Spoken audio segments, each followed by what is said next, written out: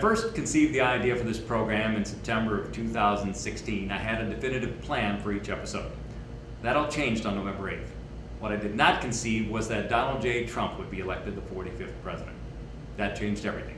It's perfectly normal for one side to be upset that the other side's party gets elected. But there's nothing normal about Donald J. Trump. In 2004, Howard Dean was virtually eliminated from the presidential race just because he yelled. It was odd and not presidential. Yet this president has called Mexicans rapists and murderers, has insulted a Muslim Gold Star mom, has insulted John McCain as a POW and as a man dying of cancer, insulted a disabled reporter by flailing his arms, encouraged violence against protesters at his rallies, insulted countless celebrities and reporters with largely misogynistic comments. I can go on, and then bragged about how he could shoot someone on Fifth Avenue and not lose any votes. And he was right. This is not fake news. You can pull up any one of those actions and watch them on YouTube. This scares the hell out of me, and it should scare the hell out of you too, as a Republican, a Democrat, an independent, or whatever. Now, if you want to argue abortion with me, I respect that. I can actually understand your position, even if I don't agree with it. If you want to argue intelligently about the tax code, I will gladly take you on. I'm informed about the tax code, and I hope you would be too. If you want to argue the healthcare fix, gladly. I actually have a pretty good fix, and it doesn't involve repealing anything. But let's not follow the president's example, and let's stop calling each other names. I'm not going to change your mind by calling you a right-wing nutjob any more than you're going to change my mind by calling me a libtard.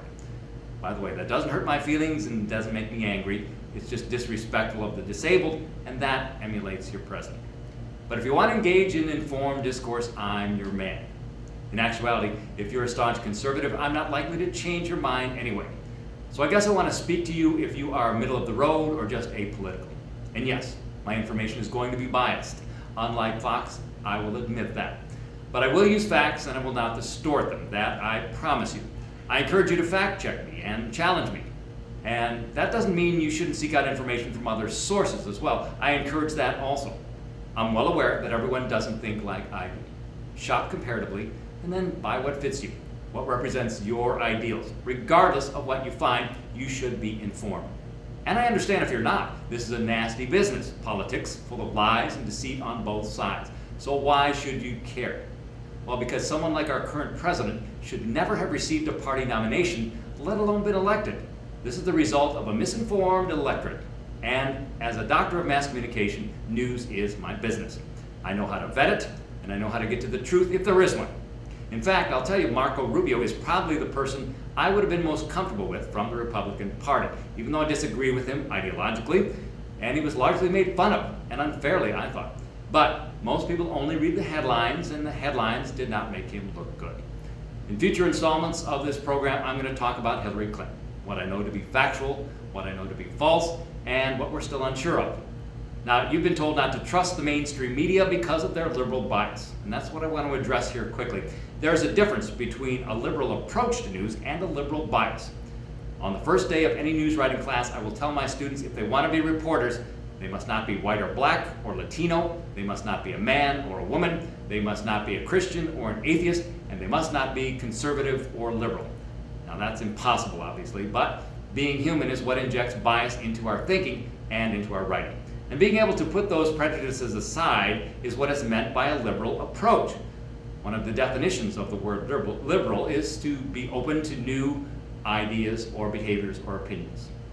In that way, as a reporter, you give a voice to everyone, regardless of whether their values are more traditional or more progressive. That also means giving a voice to ideas that are disdainful to most of us. But that is the very core of democracy. We hear all the ideas and then decide what is the path we're going to take as a country. It may not even be the correct path, but we've decided as a majority and with all the opinions on the table. In totalitarian regimes, there's only one right path, and that is decided at the top. We decided nearly 250 years ago that that's not what we want, and that's why free speech and free press are bulwarks of the Bill of Rights. I'm Jeff Demas, and this is the Liberal Agenda.